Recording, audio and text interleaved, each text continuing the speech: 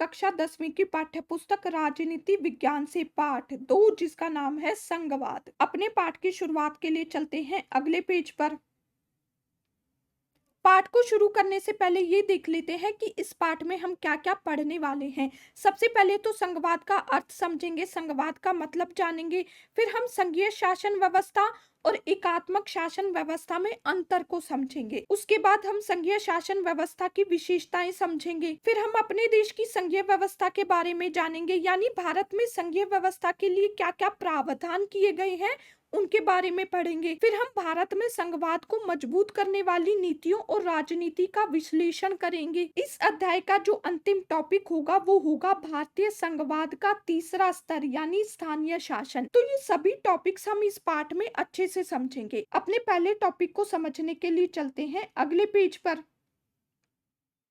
हमारा जो सबसे पहला टॉपिक है वो है संघवाद। इसमें हम संघवाद का अर्थ समझेंगे यानी मतलब जानेंगे। आपको याद हो पिछले पाठ में हमने सत्ता की साझेदारी के अलग अलग रूप, अलग अलग तरीके समझे थे, उनको एक बार दोहरा लेते हैं, उन्हीं से हमें संघवाद का मतलब भी समझ में आ जाएगा। देखो, एक तो हमने ये समझा था कि शासन के विभिन्न अंगों के बीच सत्ता का बंटवारा कर दिया जाता है, जैसे कि विधायिका, कार्यपालिका और न्यायपालिका के बीच शक्तियों का बंटवारा। ज्यादा डिटेल में नहीं जाएंगे। दूसरा जो तरीका हमने समझा था वो ये कि सरकार के बीच अलग अलग स्तरों पर यानी विभिन्न स्तरों पर सत्ता का बंटवारा, जैसे कि पूरे देश के लिए एक सामान्य सरकार हो गई, फिर प्रांतों के स्तर पर अलग अलग सरकारें हो गई, यानी एक सरकार तो पूरे देश के लिए हो गई जिसे केंद्रीय सरकार कहते हैं, फिर दूसरे स्तर की सरकार हो गई राज्यों में जिसे प्रांतीय सरकार कहते हैं। अपने देश का ही उदाहरण ले लो, एक सरकार तो पूरे देश के लिए है जिसे केंद्रीय सरकार कहते हैं। फिर हमारे देश में जितने भी राज्य हैं सभी राज्यों में अलग अलग सरकारें हैं, जैसे कि महाराष्ट्र में अलग सरकार है, केरल में अलग सरकार है।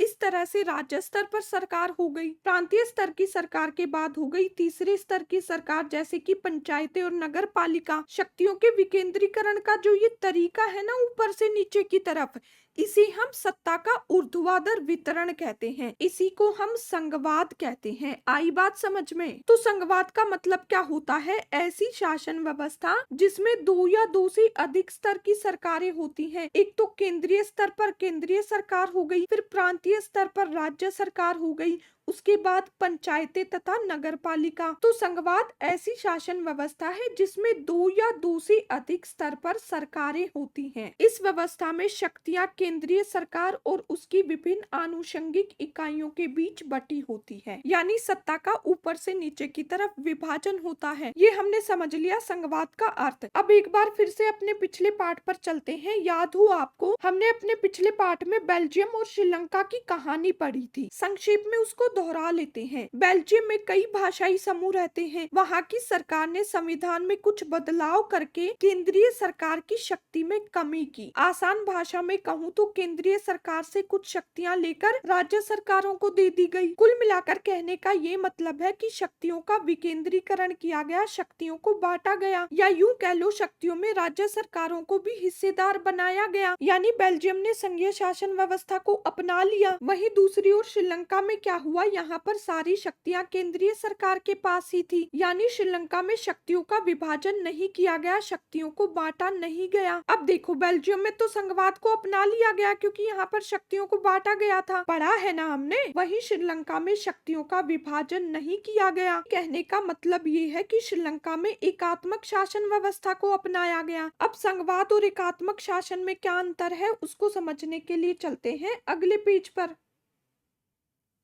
पिछले पेज में हमने क्या समझा था? संघवाद का मतलब क्या होता है? संघवाद का मतलब ऐसी शासन व्यवस्था जिसमें 2 या 2 से अधिक स्तर की सरकारें होती हैं और इस व्यवस्था में शक्तियां केंद्रीय सरकार और उसकी विभिन्न आनुषंगिक इकाइयों के बीच बटी होती है। अब यहाँ पर हम संघात्मक शासन और एकात्मक शासन व्यवस्था में अंतर को समझेंगे। एकात्मक शासन व्यवस्था में क्या होता है? सारी शक्तियां केंद्रीय सरकार के पास होती हैं, यानी सारे अधिकार केंद्रीय सरकार के पास होते हैं। वहीं जब हम संघीय शासन व्यवस्था की बात करते हैं तो इस व्यवस्था में सारी शक्तियां केवल केंद्रीय सरकार के पास नहीं होती, अपितु अन्य इकाइयों के बीच भी बटी होती है। जैसे कि हमने अपने पिछले पार्ट में बेल्जियम और श्रीलंका की कहानी से समझा भी था। याद हो आपको, बेल्जियम में क्या किया गया था? शक्तियों का बंटवारा। सारी शक्तियां सिर्फ केंद्रीय सरकार के पास नहीं थी, बल्कि राज्य सरकारों को भी सत्ता में साझेदार बनाया गया था। वहीं दूसरी तरफ श्रीलंका में सारी शक्तियां केंद्रीय सरकार के पास थी। तमिल जो थे वो सत्ता में साझेदारी चाहते थे, सत्ता में साझेदारी की मांग कर रहे थे, लेकिन श्रीलंका की केंद्रीय सरकार ने ऐसा नहीं किया। यहाँ की सरकार ने सारी शक्तियां अपने पास ही रखी। वहीं संघीय शासन व्यवस्था में सारी शक्तियां सिर्फ केंद्रीय सरकार के पास न होकर अन्य आनुषंगिक इकाइयों के बीच भी बट जाती है। जैसे कि केंद्रीय सरकार के पास अपनी शक्तियां होती हैं, राज्य सरकारों को भी शक्तियां दी जाती हैं और पंचायतों नगर पालिकाओं को भी शक्तियां दी जाती हैं। इस व्यवस्था में विभिन्न स्तरों पर शक्तियों का विभाजन होता है, जबकि एकात्मक शासन व्यवस्था में शक्तियों का विभाजन नहीं होता। आमतौर पर संघीय व्यवस्था में दो स्तर पर सरकारें होती हैं। एक तो केंद्रीय स्तर पर सरकार हो गई, फिर राज्य या प्रांतों के स्तर पर सरकारें हो गई। उदाहरण के लिए कहीं दूर जाने की जरूरत नहीं है, अपने ही देश का उदाहरण ले लो। पूरे देश के लिए एक सरकार है जिसे केंद्रीय सरकार कहते हैं। फिर राज्य स्तर पर सरकार है, यानी राज्यों में अलग अलग सरकारें हैं।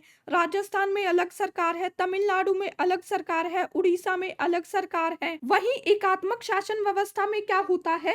सरकार का एक ही स्तर होता है। यदि अन्य स्तर होते भी हैं तो इनको केंद्रीय सरकार के अधीन होकर काम करना पड़ता है। आसान भाषा में कहूँ तो केंद्र जो कहेगा वही दूसरे स्तर की सरकारों को करना पड़ता है, या यूं कहूँ तो इनके अपने कोई अधिकार नहीं होते, इनकी अपनी कोई शक्तियां नहीं होती। इनका ये रहता है बस आप जो कहोगे वही हम करेंगे। संघीय शासन में शक्तियों को बांटा जाता है, यहाँ पर शक्तियों को बांटा नहीं जाता। तीसरा, संघीय व्यवस्था में केंद्रीय सरकार को तो राष्ट्रीय महत्व के विषयों पर काम करना होता है, और जो राज्य स्तर की सरकारें होती हैं वो शासन के दैनिक कामकाज को देखती हैं, और दोनों स्तर की सरकारें एक दूसरे से स्वतंत्र होकर अपना काम करती हैं, क्योंकि यहाँ पर शक्तियों का बंटवारा किया गया है। केंद्र सरकार को कह दिया कि भाई ये काम तुम करोगे, और राज्य सरकारों को कह दिया कि भाई ये काम तुम करोगे। तो संघीय व्यवस्था में शक्तियों को बांटा गया है। वहीं एकात्मक शासन में ऐसा नहीं है। केंद्रीय सरकार के पास ही सारी शक्तियां हैं,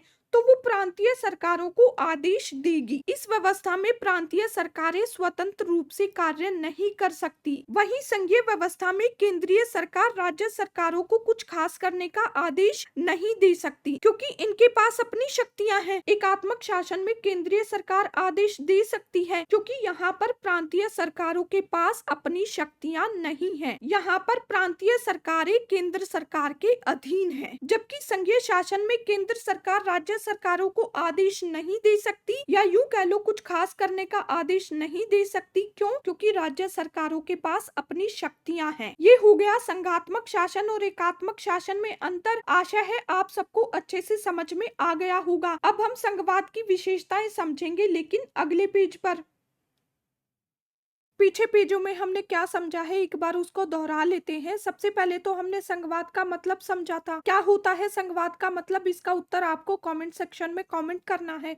दूसरा, हमने एकात्मक शासन व्यवस्था और संघीय शासन में अंतर समझा था। इन दोनों शासन व्यवस्थाओं में क्या अंतर होता है एक बार रिवाइज कर लेते हैं। देखो, एकात्मक शासन व्यवस्था में सारी शक्तियां सारे अधिकार केंद्र सरकार के पास होते हैं। वहीं संघीय शासन व्यवस्था में सारी शक्तियां केवल केंद्रीय सरकार के पास नहीं होती, अपितु अन्य इकाइयों के बीच भी बटी होती हैं। एक तो ये अंतर हमने समझा था। दूसरा अंतर क्या था? संघीय व्यवस्था में दो स्तर पर सरकारें होती है, एक तो केंद्रीय स्तर पर, दूसरा राज्य या प्रांतों के स्तर पर। वहीं दूसरी तरफ एकात्मक शासन में सरकार का एक ही स्तर होता है, केंद्रीय स्तर। यदि अन्य स्तर होते भी हैं तो उनको केंद्रीय सरकार के अधीन होकर ही काम करना होता है। तीसरा क्या था? संघीय व्यवस्था में केंद्रीय सरकार को तो राष्ट्रीय महत्व के विषयों पर काम करना होता है। राज्य स्तर की सरकारें जो होती हैं वो शासन के दैनिक कामकाज को देखती हैं। वहीं दूसरी तरफ एकात्मक शासन में ऐसा नहीं है। केंद्र सरकार के पास ही सारी शक्तियां होती हैं और केंद्रीय सरकार प्रांतीय सरकारों को आदेश देती है। दोनों व्यवस्थाओं में ये 3 अंतर हमने समझे हैं। अब बारी आती है संघीय शासन व्यवस्था की विशेषताओं को समझने की। एक-एक करके सभी विशेषताओं को अच्छे से समझ लेते हैं। संघीय शासन की जो सबसे पहली विशेषता है वो ये कि इस शासन में सरकार 2 या 2 से अधिक स्तरों वाली होती है। केंद्रीय स्तर पर केंद्रीय सरकार जो पूरे देश पर शासन करती है, फिर राज्य या प्रांतीय स्तर पर राज्य या प्रांतीय सरकारें।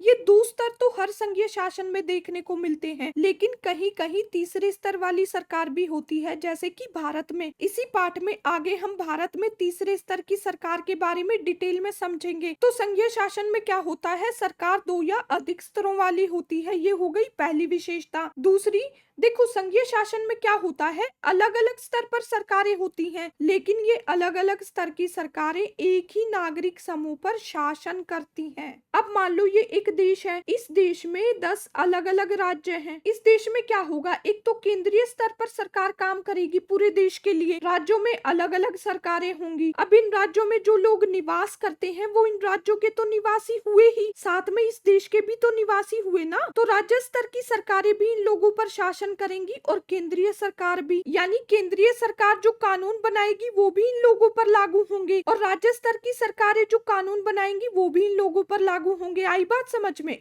अब केंद्रीय सरकार और राज्य सरकार एक ही नागरिक समूह पर शासन तो करती है, लेकिन कानून बनाने, कर वसूलने और प्रशासन का उनका अपना अपना अधिकार क्षेत्र है। यानी इन अलग अलग स्तर की सरकारों की अपनी अपनी शक्तियां हैं। शक्तियों का विभाजन किया गया है कि भाई इन मुद्दों पर कानून केंद्र सरकार बनाएगी, इन मुद्दों पर कानून राज्य सरकार बनाएगी। ये हो गई दूसरी विशेषता। तीसरी विशेषता क्या कहती है, देखो संघवाद में अलग अलग स्तर पर सरकारें काम करती है, ये हम अच्छे से समझ चुके हैं, कई कई बार समझ चुके हैं। पिछले पॉइंट में भी हमने ये पढ़ा था, अलग अलग स्तर की सरकारें एक ही नागरिक समूह पर शासन करती हैं, लेकिन कानून बनाने, कर वसूलने और प्रशासन का उनका अपना अपना अधिकार क्षेत्र होता है। अब अलग अलग स्तर की सरकारों का अपना अपना अधिकार क्षेत्र तो है, लेकिन ये तय कैसे होता है कि फला फला मुद्दे पर कानून केंद्र सरकार बनाएगी या राज्य सरकार? क्योंकि जो शक्तिशाली होगा वो ये कह सकता है कि इस पर तो कानून हम बनाएंगे। मान लो केंद्र सरकार शक्तिशाली है, वो ये कह दे कि इन मुद्दों पर तो हम कानून बनाएंगे, अपनी मनमर्जी से कर वसूल करेंगे, या फिर जहां से ज्यादा टैक्स मिलता है वो हमारा, कम टैक्स वाला तुम्हारा। तो ये जो उलझन थी कि किन किन मुद्दों पर कौन सी सरकार कानून बनाएगी, इसको सुलझाया कैसे गया? ये जो अलग अलग स्तर की सरकारें हैं ना, इनके अधिकार क्षेत्र हैं, इनके अधिकार क्षेत्रों का वर्णन संविधान में स्पष्ट रूप से कर दिया गया, या यूं कह लो तो संविधान में ये बता दिया गया कि फला फला मुद्दों पर केंद्र सरकार कानून बनाएगी, फला फला मुद्दों पर राज्य सरकार कानून बनाएगी। कुल मिलाकर कहने का ये मतलब है कि दोनों स्तर की सरकारों को संविधान में ये बता दिया गया कि ये आपकी शक्तियां हैं और ये आपकी। ये हो गई तीसरी विशेषता। चौथी विशेषता क्या कहती है, संविधान में हर स्तर की सरकार के अधिकार क्षेत्र तो स्पष्ट रूप से बता दिए गए, लेकिन शक्तिशाली तो हर कोई बनना चाहता है। अब केंद्र सरकार कुछ ऐसे काम कर दे कि सारे अधिकार क्षेत्र केंद्र सरकार के पास आ जाए, या फिर ऐसा करना पड़ जाए कि केंद्र सरकार की कुछ शक्तियां राज्य सरकारों को देनी हो, या राज्य सरकारों की कुछ शक्तियां केंद्र सरकार को देनी हो। तब अब आप पूछोगे कि क्या ये संभव है, क्या ये बदलाव हो सकता है? तो उत्तर होगा हाँ भाई, बिल्कुल हो सकता है, लेकिन किसी एक स्तर की सरकार अकेले नहीं बदल सकती। केंद्र सरकार अकेले बदलाव नहीं कर सकती, ना ही राज्य सरकारें ऐसा कर सकती हैं। अब सवाल ये उठता है कि यदि बदलाव करना संभव है तो तरीका क्या है? तो भाई ऐसे बदलाव दोनों स्तर की सरकारों की सहमति से ही हो सकते हैं। मान लो संविधान में कृषि के मुद्दे पर कानून बनाने का काम राज्य सरकार का है। अब ऐसा माना जा रहा है कि कृषि मुद्दे पर कानून बनाने का जो अधिकार है वो केंद्र सरकार को दे दिया जाए, तो केंद्र सरकार जोर जबरदस्ती करके इस मुद्दे पर कानून नहीं बना सकती। इस मुद्दे पर कानून केंद्र सरकार तभी बना सकती है जब केंद्र सरकार और राज्य सरकारें, यानी दोनों स्तर की सरकारें ये चाहती हों। कुल मिलाकर कहने का ये मतलब है कि संविधान के मौलिक प्रावधानों में बदलाव एक स्तर की सरकार अकेले नहीं कर सकती, बल्कि ऐसे बदलाव दोनों स्तर की सरकारों की सहमति से ही हो सकते हैं। ये हो गई चौथी विशेषता। पांचवी विशेषता पर आते हैं। देखो दोनों स्तर की सरकारों के अधिकार क्षेत्र संविधान में स्पष्ट रूप से बता दिए गए हैं कि केंद्र सरकार इन मुद्दों पर कानून बनाएगी और राज्य सरकारें इन मुद्दों पर कानून बनाएंगी। अब यदि ऐसा हो जाए कि दोनों स्तर की सरकारों की किसी मुद्दे को लेकर या अधिकार क्षेत्र को लेकर विवाद की स्थिति उत्पन्न हो जाए या लड़ाई हो जाए, तब अब आपके दिमाग में सवाल ये आएगा कि ये तो सरकारें हैं, क्या ये भी आपस में लड़ पड़ती हैं? तो हाँ भाई, इनकी भी लड़ाई होती है, बहुत बार ऐसा हुआ भी है। अब सवाल ये है कि अगर किसी मुद्दे को लेकर इनकी लड़ाई हो जाती है तो लड़ाई को सुलझाएगा कौन? तो भाई, इनकी लड़ाई को सुलझाने के लिए अदालतों का गठन किया गया है। यदि सरकारों के बीच किसी मुद्दे को लेकर विवाद की स्थिति उत्पन्न होती है, लड़ाई होती है, तो सर्वोच्च न्यायालय यानी सुप्रीम कोर्ट को ये शक्तियां दी गई है कि वो विभिन्न स्तर की सरकारों के अधिकार क्षेत्र की व्याख्या करे। कुल मिलाकर कहने का ये मतलब है कि इनकी लड़ाई को सुलझाएगा सुप्रीम कोर्ट। ये 5 विशेषताएं हमने समझ ली। आगे की विशेषताओं के लिए चलते हैं अगले पेज पर।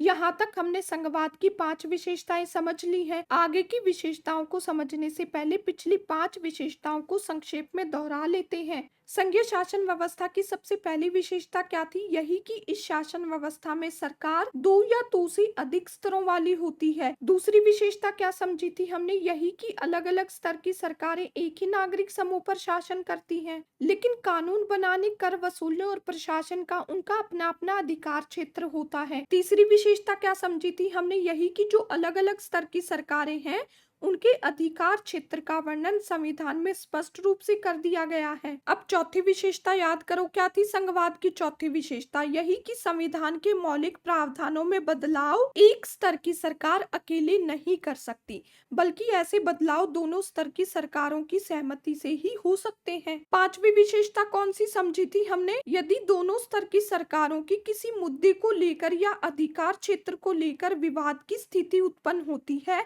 तो इस विवाद को सुलझाएगा कौन? Supreme court. अब आते हैं छठी विशेषता पर। क्या कहती है छठी विशेषता? कि सरकारें देश चलाती हैं और देश को चलाने के लिए धन चाहिए। ये धन आएगा कहाँ से? तो जो विभिन्न स्तर की सरकारें हैं ना, उनके लिए राजस्व के अलग अलग स्रोत निर्धारित किए गए हैं, यानी टैक्स के माध्यम से सरकार के पास धन आएगा। और ये भी कि केंद्र सरकार यहाँ यहाँ पर टैक्स लगा सकती है और राज्य सरकारें यहाँ यहाँ पर टैक्स लगा सकती हैं। कुल मिलाकर देखा जाए तो संघवाद में वित्तीय स्वायत्ता दी जाती है। सातवीं संघीय शासन व्यवस्था के 2 उद्देश्य हैं। वो क्या? एक तो इससे देश की एकता की सुरक्षा होती है। अब आप कहोगे कि कैसे? श्रीलंका का उदाहरण ले लो, वहां पर शक्तियों का बंटवारा नहीं किया गया था। इसका परिणाम क्या निकला? देश की सुरक्षा को खतरा, वहां के लोगों के बीच एकता भी भंग हुई। देखो, जब सबको लड्डू मिल जाए तो क्या लोगों के बीच लड्डू को लेकर लड़ाई होगी? नहीं होगी। जब सबको शक्तियां दे दी जाए तो सब साथ में रहना चाहेंगे, इससे एकता बनी रहेगी। आई बात समझ में? दूसरा उद्देश्य क्षेत्रीय विविधताओं का सम्मान। अब अपने देश का ही उदाहरण ले लो, अलग अलग क्षेत्र में अलग अलग धर्म, भाषा, रहन सहन वाले लोग रहते हैं। इनको इकट्ठा करना है यानी साथ रखना है। कैसे करेंगे? सीधी सी बात है, सबको शक्तियां दे दी जाए, सबको महत्व दिया जाए। इससे होगा क्या? सभी वर्गों में साथ रहने के लिए सहमति बनेगी, क्योंकि हम जबरदस्ती से तो किसी को साथ नहीं रख सकते ना। हमें अन्य सभी विविधताओं को महत्व देना होगा, तभी लोग साथ रहना चाहेंगे। अब संघीय व्यवस्था ठीक से काम करे उसके लिए 2 चीजें जरूरी है।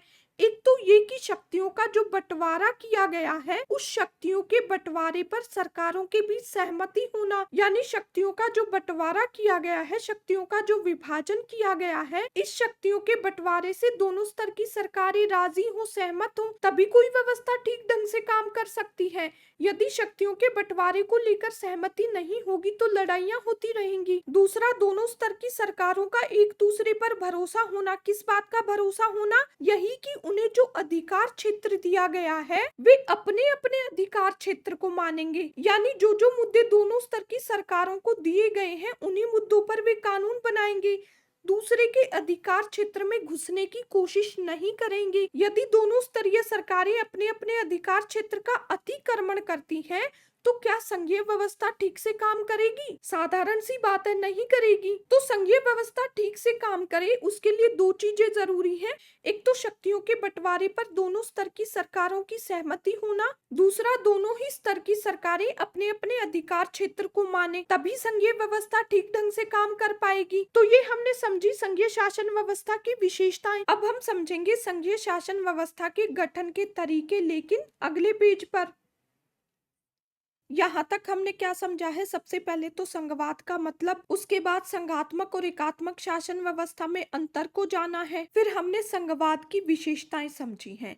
अब बारी आती है ये समझने की कि संघीय शासन व्यवस्था के गठन के तरीके क्या-क्या हैं। जब हम संघीय शासन व्यवस्था के गठन की बात करते हैं, तो संघीय शासन व्यवस्था का गठन दो तरह से होता है। इन संघीय व्यवस्थाओं में केंद्रीय और राज्य सरकारों के बीच शक्तियों का बंटवारा अलग-अलग तरह से होता है। ये इस बात पर निर्भर करता है कि केंद्रीय और राज्य सरकारों के बीच शक्तियों का बंटवारा किस तरह से है। हमारा भारत एक संघीय व्यवस्था वाला देश है, यूएसए भी एक संघीय व्यवस्था वाला देश है। इनमें अंतर क्या है, वो अंतर हम इस टॉपिक में समझेंगे। तो संघीय शासन व्यवस्था का गठन दो तरीके से होता है, एक साथ आकर संघ बनाना, दूसरा साथ लेकर चलना। पहला जो तरीका है, इसमें क्या होता है, दो या दो से अधिक स्वतंत्र देश मिलकर एक बड़ी इकाई का निर्माण करते हैं, यानी एक साथ आते हैं और एक संघ का निर्माण करते हैं। एक उदाहरण से समझते हैं।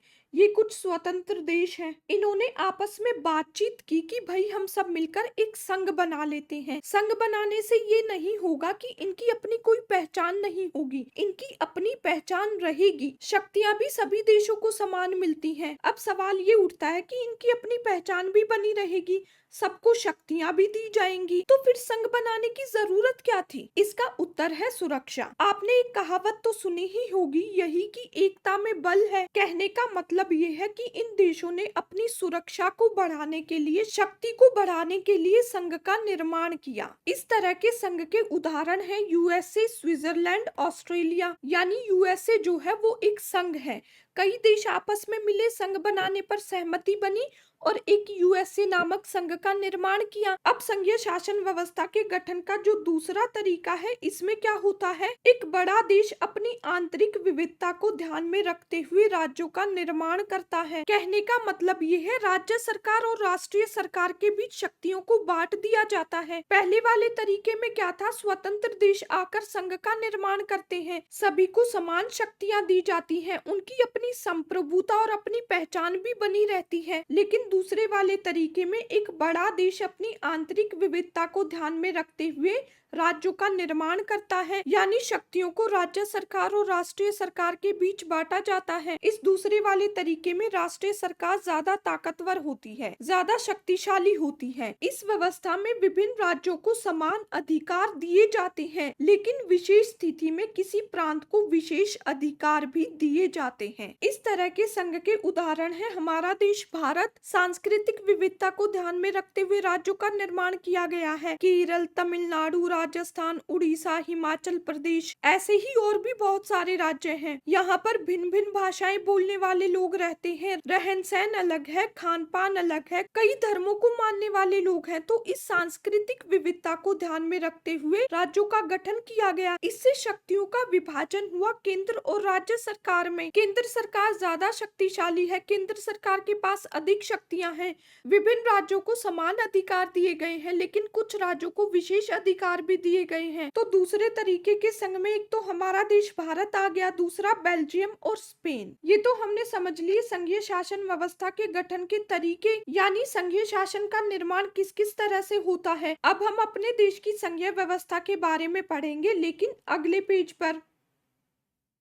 पिछले पेज में हमने क्या समझा था, यही कि संघीय शासन व्यवस्था का गठन किन किन तरीकों से होता है। अगर आपको याद हो तो दो तरीके हमने देखे थे। पहला जो तरीका था उसमें क्या होता है, दो या दो से अधिक स्वतंत्र देश मिलकर एक बड़ी इकाई का निर्माण करते हैं, एक संघ बनाते हैं। इसके जो उदाहरण हमने देखे थे वो थे यूएसए, स्विट्जरलैंड और ऑस्ट्रेलिया। ये तो पहला तरीका हो गया। संघीय शासन के गठन का जो दूसरा तरीका था उसमें क्या था कि एक बड़ा देश अपनी आंतरिक विविधता को ध्यान में रखते हुए राज्यों का गठन करता है, राज्यों का निर्माण करता है। इसके उदाहरण क्या क्या देखे थे हमने, एक तो हमारा देश भारत, दूसरा बेल्जियम और स्पेन। यहाँ तक हमने पिछले पेज में अच्छे से समझ लिया है। अब आगे बढ़ते हैं, अपने इस टॉपिक की शुरुआत एक प्रश्न से करते हैं। यदि आपसे प्रश्न पत्र में सवाल पूछा जाए कि भारत में किस प्रकार की शासन व्यवस्था है, एकात्मक या संघात्मक, तो आपका उत्तर क्या होगा, कमेंट सेक्शन में कमेंट जरूर कीजिएगा। दूसरा, यदि भारत में संघीय शासन व्यवस्था है तो आप किन आधारों पर ये सिद्ध करेंगे,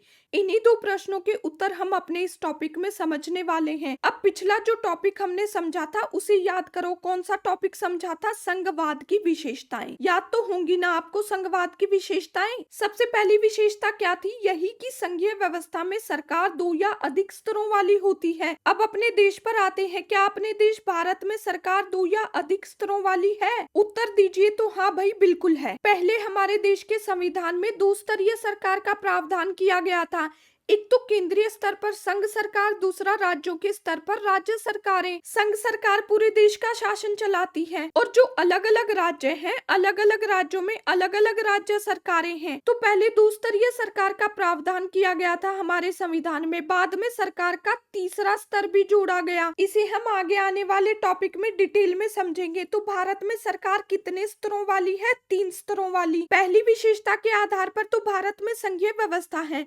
अब संघीय व्यवस्था की अगली विशेषता पर आते हैं। दूसरी और तीसरी विशेषता को याद करो। क्या है दूसरी और तीसरी विशेषता? यही कि अलग अलग स्तर की सरकारें एक ही नागरिक समूह पर शासन करती हैं, पर कानून बनाने, कर वसूलने और प्रशासन का उनका अपना अपना अधिकार क्षेत्र है। तो हमारे देश में भी जो अलग अलग स्तर की सरकारें हैं वो एक ही नागरिक समूह पर शासन करती हैं। मान लो मैं उड़ीसा की रहने वाली हूँ, तो उड़ीसा सरकार जो कानून बनाएगी वो मुझ पर लागू होगा और केंद्रीय सरकार जो कानून बनाएगी उसके द्वारा बनाए गए कानून भी मुझ पर लागू होंगे। कहने का मतलब ये है कि रहती मैं उड़ीसा में हूँ, पर दोनों सरकारों द्वारा बनाए गए कानून मुझ पर लागू होंगे। अब जो ये अलग अलग स्तर की सरकारें हैं, इनकी शक्तियां संविधान में बांटी गई हैं। इनका अधिकार क्षेत्र संविधान में स्पष्ट रूप से बता दिया गया है कि भाई आप इन मुद्दों पर कानून बनाओगे और आप इन मुद्दों पर कानून बनाओगे। कहने का मतलब ये है कि केंद्र और राज्य सरकारों के बीच विधायी अधिकारों को 3 हिस्सों में बांटा गया है। यानी हमारे संविधान में 3 सूचियां हैं, संघ सूची, राज्य सूची और संवर्ती सूची।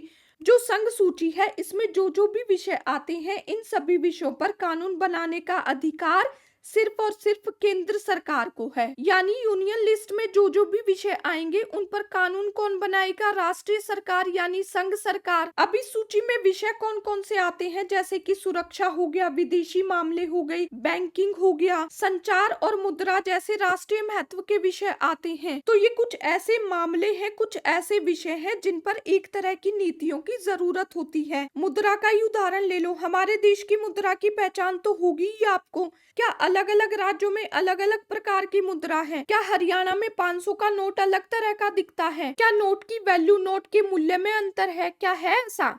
नहीं है ना। तो ये ऐसे कुछ मामले हैं जिन पर एक तरह की नीतियों की जरूरत होती है। कहने का मतलब ये है कि पड़ोसी देशों या अन्य देशों से संबंधों की बात हो, सुरक्षा से संबंधित बात हो, बैंक, संचार और करेंसी से संबंधित मामले हों, इन पर कानून बनाने का काम दिया गया है केंद्रीय सरकार को। आगे के पॉइंट्स के लिए अगले पेज पर चलते हैं।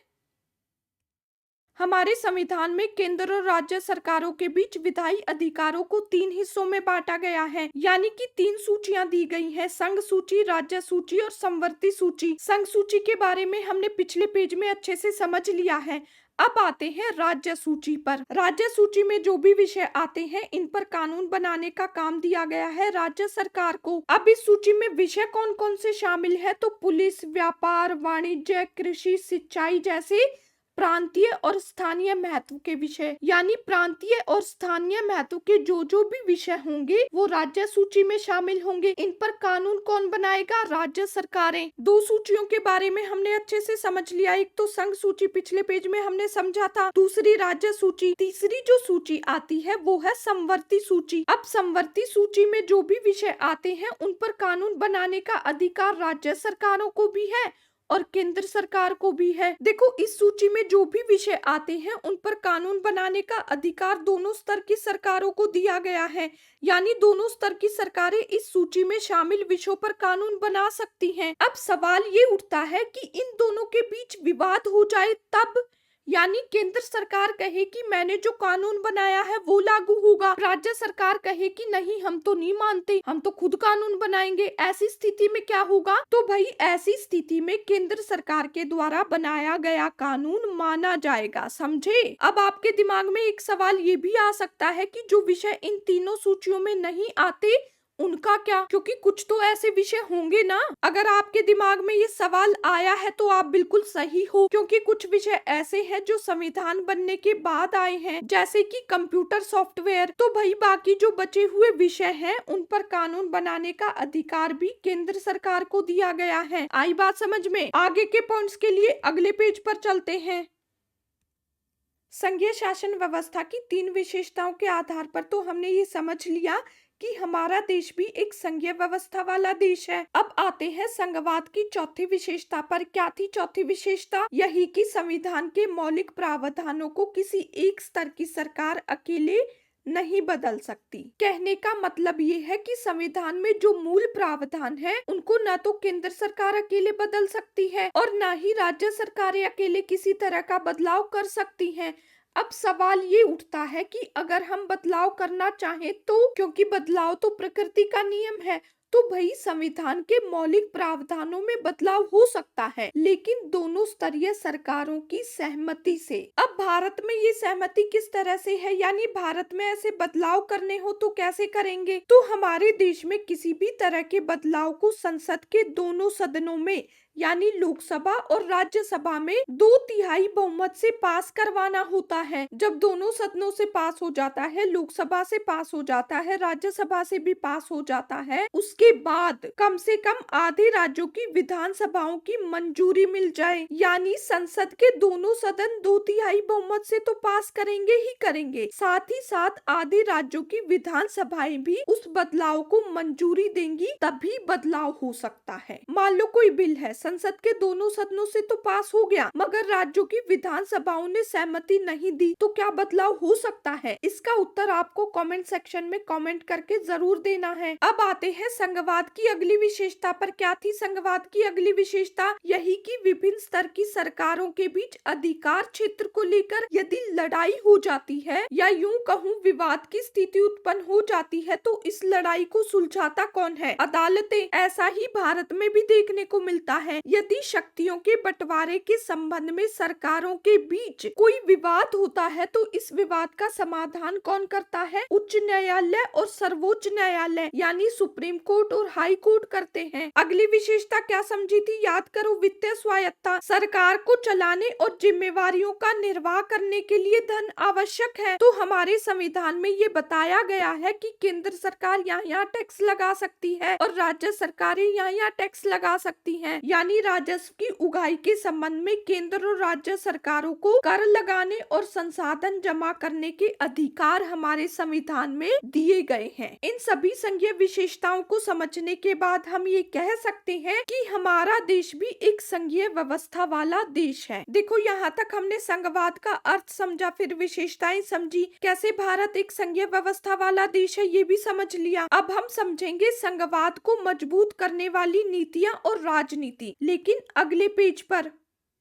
यहाँ तक हमने क्या समझा है? सबसे पहले तो संघवाद का मतलब, उसके बाद संघवाद की विशेषताएं। कोई 2 विशेषताएं आपको कमेंट सेक्शन में कमेंट करनी है। संघवाद की इन्हीं विशेषताओं के आधार पर ही तो हम किसी देश को संघीय व्यवस्था वाला देश बता सकते हैं। उसके बाद हमने ये समझा कि क्या भारत एक संघीय व्यवस्था वाला देश है। पीछे हमने संघवाद की जो विशेषताएं समझी थी, उन्हीं विशेषताओं के आधार पर हम ये जान पाए कि हमारा देश भी एक संघीय देश है। अब बारी आती है अपने अगले टॉपिक की कि संघीय व्यवस्था कैसे काम करती है, कैसे चलती है। देखो, हमने संविधान में संघवाद से संबंधित प्रावधान तो लिख दिए, लेकिन एक बात साफ है, इन संवैधानिक प्रावधानों को सिर्फ लिखने से या लिखने भर से तो काम नहीं चलने वाला। कहने का मतलब ये है कि संवैधानिक प्रावधान तो जरूरी है, लेकिन काफी नहीं है। जब संघवाद को लागू करने की बात आती है, यानी जब संघवाद ठीक तरह से लागू होगा तभी तो संघवाद सफल होगा ना। हमारे देश में इस संघवाद की सफलता के लिए क्या क्या किया गया है वो हम इस टॉपिक में समझेंगे। संघीय व्यवस्था की सफलता का कारण एक तो संवैधानिक प्रावधान तो है ही,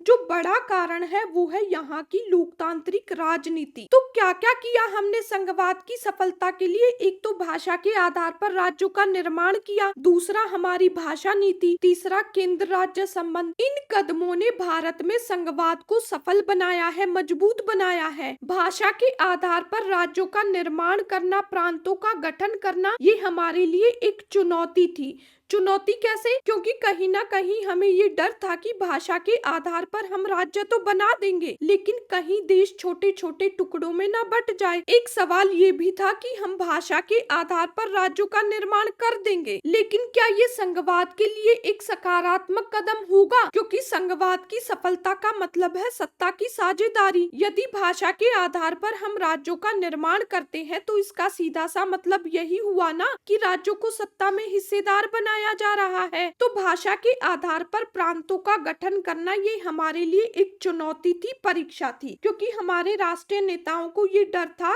कि कहीं इससे देश टूट ना जाए। आगे के पॉइंट्स के लिए अगले पेज पर चलते हैं। भाषा के आधार पर राज्यों का निर्माण करने से हमारे राष्ट्रीय नेता डर रहे थे। हमने भाषा के आधार पर तो राज्यों का गठन किया ही, जैसे कि मराठी भाषी के लिए महाराष्ट्र, गुजराती भाषी के लिए गुजरात, इसी तरह से और भी कई राज्यों का निर्माण हुआ। साथ ही साथ संस्कृति, भूगोल अथवा जातीयता के आधार पर भी कई राज्यों का गठन किया, जैसे कि नागालैंड, उत्तराखंड, झारखंड। कुल मिलाकर देखा जाए तो हमने इस चुनौती का सामना किया। हम इस परीक्षा में सफल हुए, क्योंकि भाषा के आधार पर राज्य बनने से देश ज्यादा एकीकृत और मजबूत हुआ है। जिस विभाजन का हमें डर था कि देश कई टुकड़ों में बट जाएगा, वो नहीं हुआ, बल्कि एक माला में पिरोए हुए मोतियों की तरह हमारे बीच भी एकजुटता बढ़ी है, कम नहीं हुई। ये हमने समझ लिया कि भाषा के आधार पर राज्यों का निर्माण करने से हमारा देश मजबूत हुआ है। अब हम समझेंगे हमारी भाषा नीति, लेकिन अगले पेज पर। भारत के संघीय ढांचे की दूसरी परीक्षा हुई भाषा नीति को लेकर। अपने इस टॉपिक की शुरुआत एक प्रश्न से करते हैं, बताओ हमारी राष्ट्रीय भाषा कौन सी है? बहुत से लोगों के दिमाग में विचार आया होगा हिंदी, लेकिन ये बात मैं आपको क्लियर कर दूं, हमारी कोई राष्ट्रीय भाषा नहीं है। कुछ लोग ये सुनकर हैरान होंगे कि हिंदी हमारी राष्ट्रीय भाषा नहीं है। देखो, सोचने वाली बात है, हमारे देश में कितनी विविधता है, कितनी सारी भाषाएं हमारे यहाँ बोली जाती हैं। तमिल, तेलुगु, कन्नड़, मणिपुरी, पंजाबी, हरियाणवी, बांग्ला, डोगरी, ओडिया, हिंदी। सोचो, यदि हिंदी को हम राष्ट्र भाषा बना देते हैं तो अन्य भाषी समुदायों का क्या? सवाल ये है कि यदि हिंदी को राष्ट्रीय भाषा बना दिया तो क्या अन्य भाषी समुदाय अपने आप को अलग थलग महसूस नहीं करेंगे? श्रीलंका का उदाहरण याद करो। जब श्रीलंका की सरकार ने सिंहली भाषा को राष्ट्रीय भाषा घोषित कर दिया था, क्या हुआ था? तमिल भाषी अपने आप को अलग थलग महसूस करने लगे थे। परिणाम क्या निकला? गृह युद्ध। अब अपने देश में देखो, कितनी सारी अलग अलग भाषाएं बोली जाती हैं। यदि हिंदी को राष्ट्र भाषा बना दिया तो क्या हो सकता है? क्योंकि हिंदी बोलने वाले तो केवल 40% हैं। तो इन सब बातों को ध्यान में रखते हुए संविधान निर्माताओं ने एक अलग रास्ता निकाला। क्या किया? हिंदी के अलावा 21 अन्य भाषाओं को अनुसूचित भाषा का दर्जा दिया। हमारी पुस्तक में पूरी लिस्ट दी गई है, एक बार जरूर देख लेना। और केंद्र सरकार के किसी पद का उम्मीदवार इनमें से किसी भी भाषा में परीक्षा दे सकता है, यानी अनुसूचित भाषाओं में से किसी भी भाषा में वो परीक्षा दे सकता है। जो राज्य हैं उनकी अपनी राजभाषाएं हैं, उनका कामकाज उनकी अपनी राजभाषा में होता है। जैसे गुजरात राज्य का काम उनकी रीजनल लैंग्वेज गुजराती भाषा में होता है, ऐसे ही अन्य राज्यों का भी होगा। आगे के पॉइंट्स के लिए अगले पेज पर चलते हैं। पिछले पेज में हमने क्या समझा था? यही कि हिंदी हमारी राष्ट्रीय भाषा नहीं है और हिंदी के अलावा 21 अन्य भाषाओं को अनुसूचित भाषा का दर्जा दिया गया है। राज्यों की अपनी राजभाषाएं हैं, उनका कामकाज उनकी राजभाषा में होता है। ये कुछ पॉइंट्स हमने पिछले पेज में समझे थे। अब आगे बढ़ते हैं।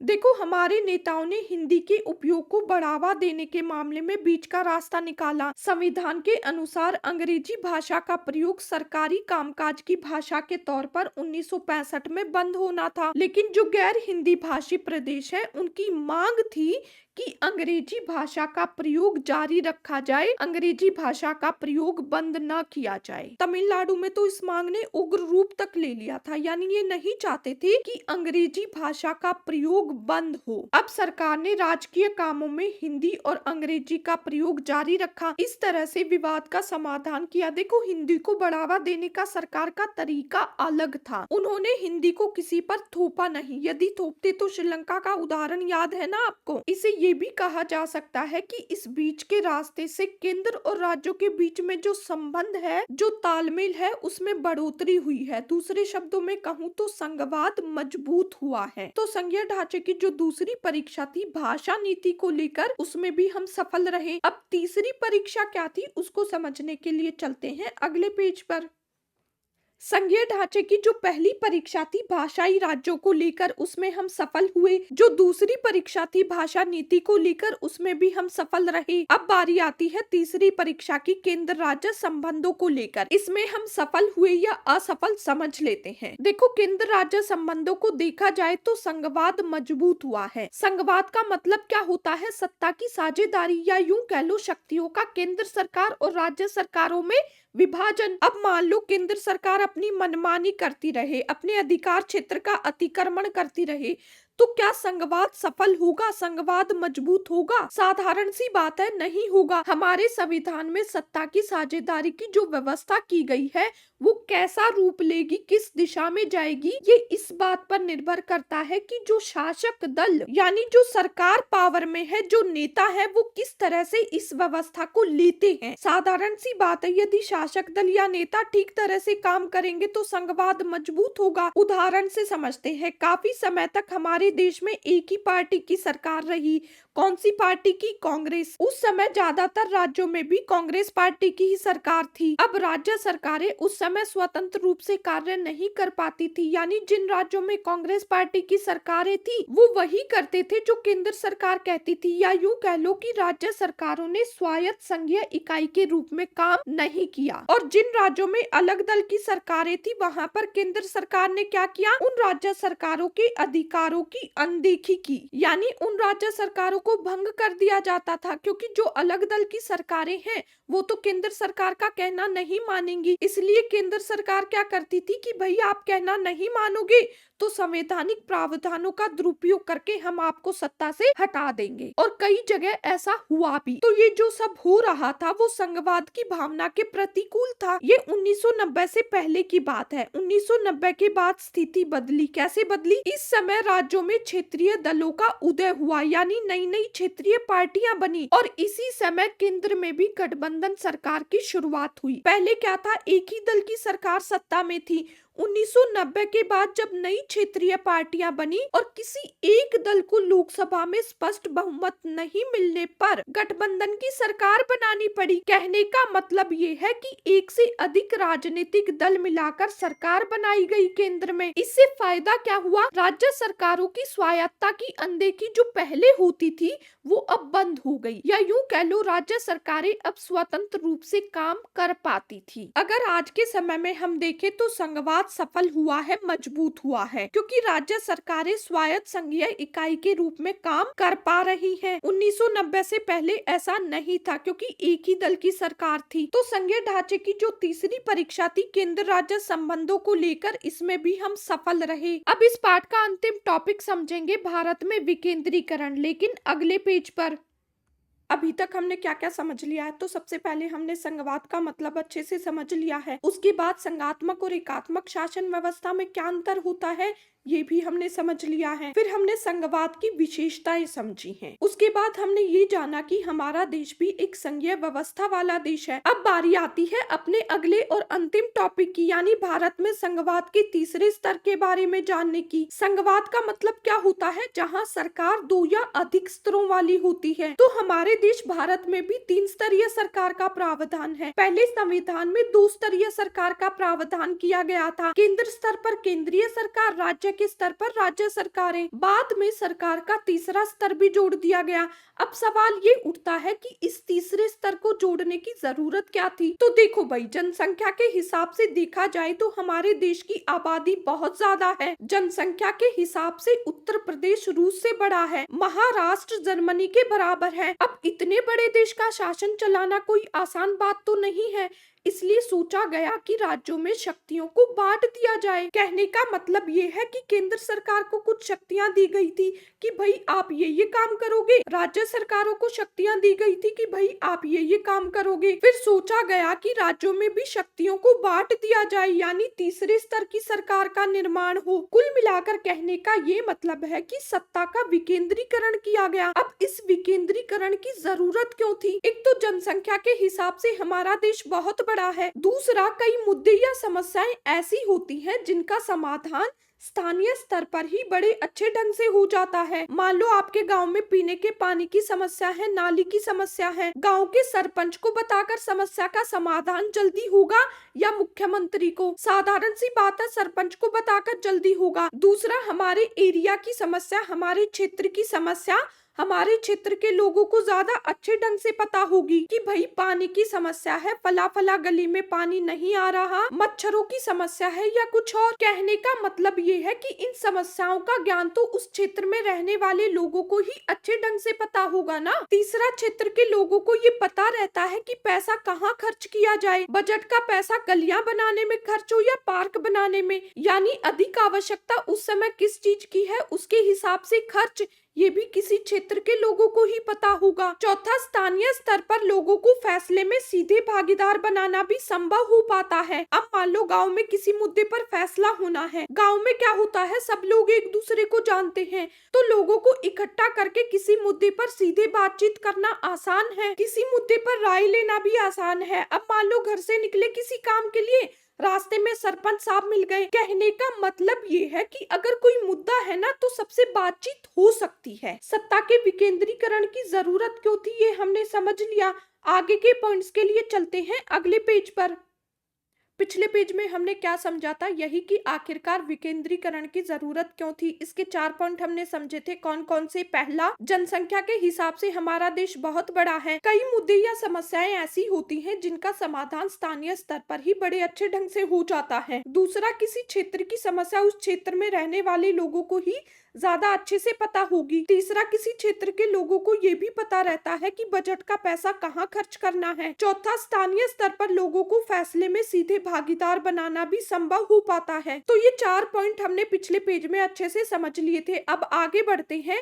देखो, हमारे देश में सत्ता के विकेंद्रीकरण की कोशिश पहले भी की गई थी। सभी राज्यों में गाँव के अंदर तो ग्राम पंचायतों और शहरों में नगर पालिकाओं की स्थापना की गई, लेकिन इसमें हम सफल नहीं रहे। इस असफलता के क्या कारण थे? तो देखो, स्थापना तो हमने कर दी पंचायतों और नगर पालिकाओं की, लेकिन समय पर चुनाव नहीं कराए जाते थे। इनके पास अपने अधिकार भी नहीं थे, ये राज्य सरकारों के नियंत्रण में थे। अब मान लो मैं गांव में रहती हूँ, पूरे गांव में क्या है, मेरा दबदबा है। क्या मैं चाहूंगी कि मेरी शक्तियों को कम कर दिया जाए? नहीं, कोई भी नहीं चाहेगा ऐसा। एक तरह से देखा जाए तो पंचायतों और नगर पालिकाओं के पास ना तो अपने अधिकार थे, ना ही शक्तियां थी और ना ही संसाधन यानी पैसे भी नहीं थे। तो काम कैसे करोगे? आई बात समझ में? इस असफलता को सफलता में बदलने के लिए 1992 में एक बड़ा कदम उठाया गया। क्या किया गया? 73वें और 74वें संविधान संशोधन के द्वारा सरकार के तीसरे स्तर को ज्यादा शक्तिशाली बनाया गया, या यूं कह लो इनको अपने अधिकार दिए गए, संसाधन दिए गए। सबसे पहला जो काम किया गया वो ये था कि इनके चुनाव नियमित रूप से होने चाहिए। दूसरा, अनुसूचित जातियों, अनुसूचित जनजातियों और पिछड़ी जातियों के लिए सीटें आरक्षित की गई। फिर महिलाओं के लिए भी सीटें आरक्षित की गई। कितनी की गई? कम से कम 1/3। चौथा, पंचायतों और नगर पालिकाओं के चुनाव नियमित रूप से हो, समय पर हो, उसके लिए राज्य चुनाव आयोग का गठन किया गया। इस आयोग का काम था समय पर और ठीक ढंग से चुनाव करवाना। पांचवा, इनको संसाधन भी दिए। केवल शक्तियां देने से क्या होगा? काम करना है तो उसके लिए पैसा भी चाहिए ना भाई। तो राज्य सरकारें अपने राजस्व का कुछ हिस्सा इनको देंगी ताकि लोकल गवर्नमेंट ठीक से काम कर पाए। लोकल गवर्नमेंट ठीक ढंग से काम कर पाए, उसके लिए हमने ये काम किए। अब गाँव में ग्राम पंचायतों का गठन किस तरह से होता है उसको समझेंगे, लेकिन अगले पेज पर। पिछले पेज में हमने क्या समझा था, यही कि 73वें और 74वें संविधान संशोधन के द्वारा सरकार के तीसरे स्तर को ज्यादा शक्तिशाली बनाने के लिए कुछ कदम उठाए गए थे। क्या क्या कदम उठाए गए थे संक्षेप में दोहरा लेते हैं। सबसे पहले तो ये कि इनके चुनाव नियमित रूप से हों। दूसरा, अनुसूचित जातियों, अनुसूचित जनजातियों और पिछड़ी जातियों के लिए सीटें आरक्षित की गई थी। तीसरा, 1/3 सीटें महिलाओं के लिए भी आरक्षित की गई थी। चौथा, इनके चुनाव नियमित रूप से हों उसके लिए राज्य चुनाव आयोग का गठन किया गया था। पांचवा, इनको संसाधन भी दिए गए ताकि ये ठीक ढंग से काम कर पाए। ये कुछ पॉइंट्स हमने पिछले पेज में समझे थे। इस पेज में हम समझेंगे कि ग्राम पंचायत का गठन किस तरीके से होता है। तो देखो, जो विकेंद्रीकरण किया गया था उसमें गांव के स्तर पर तो ग्राम पंचायतों का गठन किया गया और शहरों में नगर पालिकाओं की स्थापना की गई। यानी गांव के स्तर पर स्थानीय शासन को पंचायती राज कहते हैं। इसमें क्या होता है, प्रत्येक गांव में यानी हर गांव में एक ग्राम पंचायत होती है या फिर 2-3 गांवों को मिलाकर भी ग्राम पंचायत का गठन किया जाता है। मान लो ये 10 गांव हैं, हर गांव में एक ग्राम पंचायत होगी या फिर 2-3 गांवों को मिलाकर एक ग्राम पंचायत का गठन कर दिया जाता है। इस ग्राम पंचायत में कुछ सदस्य होते हैं और एक अध्यक्ष होता है। इस अध्यक्ष को प्रधान कहते हैं, इसे सरपंच भी कहते हैं। और जो ये सदस्य होते हैं इनको पंच कहा जाता है। अध्यक्ष को क्या कहते हैं, प्रधान या सरपंच। सुना भी होगा आपने। अब इनका चुनाव कैसे होता है, ऐसा तो नहीं है ना कि कोई भी पंच या सरपंच बन गया, इनका भी चुनाव होता है। कौन करता है इनका चुनाव, गांव अथवा वार्ड में रहने वाले सभी वयस्क लोग वोट डालकर इनको चुनते हैं। किनको चुनते हैं, पंचों और सरपंच को। आगे के पॉइंट्स के लिए अगले पेज पर चलते हैं। पिछले पेज में हमने कौन सा टॉपिक समझा था, ग्राम पंचायत। क्या क्या समझा था एक बार दोहरा लेते हैं। देखो, हर गांव में एक ग्राम पंचायत होती है या फिर 2-3 गांवों को मिलाकर एक ग्राम पंचायत का गठन कर दिया जाता है। इसमें कुछ सदस्य होते हैं जिनको पंच कहा जाता है। एक अध्यक्ष होता है जिसको प्रधान या सरपंच कहते हैं। इसके सदस्यों का चुनाव होता है। इनको चुनता कौन है, तो गाँव में रहने वाले सभी वयस्क लोग वोट डालकर इनका चुनाव करते हैं। यहाँ तक हमने पिछले पेज में समझ लिया था। अब आगे बढ़ते हैं। देखो, स्थानीय शासन का ढांचा जिला स्तर तक का होता है। ग्राम पंचायत के बारे में हमने समझ लिया। उसके बाद आती है पंचायत समिति। कई ग्राम पंचायतों को मिलाकर पंचायत समिति का गठन होता है। मान लो ये 10 गाँव है, इन 10 गाँव में 10 ग्राम पंचायतें हो गई। इन सभी ग्राम पंचायतों को मिलाकर एक पंचायत समिति का गठन किया जाता है। इसे कई नामों से जाना जाता है। एक तो पंचायत समिति हो गया, दूसरा मंडल या प्रखंड स्तरीय पंचायत भी कह सकते हैं। अब इसके जो सदस्य होंगे वो कौन होंगे, तो देखो, पंचायत समिति के सदस्यों का भी चुनाव होता है। इनको कौन चुनता है, तो भाई उस इलाके के सभी पंचायत सदस्य यानी पंच और सरपंच इस समिति के सदस्यों का चुनाव करते हैं, समिति के सदस्यों को चुनते हैं। पंचायत समिति के बाद आती है जिला परिषद। जिले की सभी पंचायत समितियों को मिलाकर बनती है जिला परिषद। ये कुछ ग्राम पंचायतों को मिलाकर एक पंचायत समिति हो गई। ये कुछ गांवों को मिलाकर एक ग्राम पंचायत समिति हो गई। एक जिले में जितनी भी पंचायत समितियां होंगी उन सभी पंचायत समितियों को मिलाकर जिला परिषद का गठन किया जाता है। आगे के पॉइंट्स के लिए अगले पेज पर चलते हैं। पिछले पेज में हमने क्या समझा था, यही कि जिले की सभी पंचायत समितियों को मिलाकर जिला परिषद का गठन किया जाता है और जो जिला परिषद होती है उसके सदस्यों का भी चुनाव होता है। ये कुछ पॉइंट्स हमने पिछले पेज में समझे थे। अब आगे बढ़ते हैं। जो जिला परिषद होती है उसमें उस जिले से लोकसभा और विधानसभा के लिए चुने गए सांसद और विधायक तथा जिला स्तर की संस्थाओं के कुछ अधिकारी भी सदस्य के रूप में होते हैं। यानी जो लोकसभा और विधानसभा के सांसद और विधायक होंगे वे भी उस जिले की जिला परिषद में सदस्य के रूप में होते हैं। जिला परिषद का प्रमुख इसका राजनीतिक प्रधान होता है। गांव में स्थानीय शासन का गठन हमने अच्छे से समझ लिया। ग्राम पंचायत, पंचायत समिति, जिला परिषद, इनके सदस्य कौन होते हैं, कैसे कैसे उनका चुनाव होता है, सब कुछ हमने अच्छे से समझ लिया है।